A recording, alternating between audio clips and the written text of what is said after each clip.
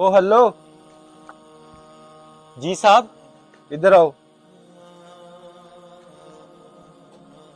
जी साहब। तुमने नमाज पढ़ी है? अरे साहब, पढ़ी है ना कल। तो आज?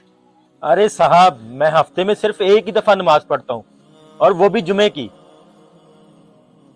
अच्छा, चल ठीक है, काम कर। ठीक है साहब।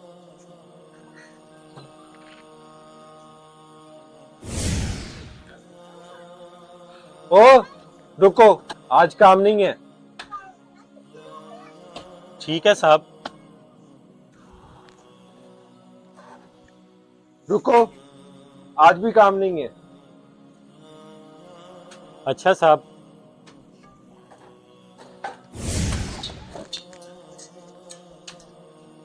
रुको, आज फिर काम नहीं है।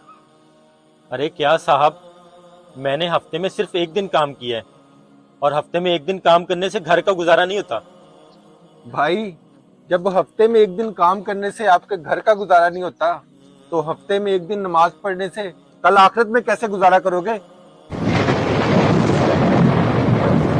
खुदारा नमाज को अपनी ज़िंदगी का हिस्सा बनाएं। हमारी वीडियो अच्छी लगे तो सदका जारिया समझकर शेयर लाजमी करें।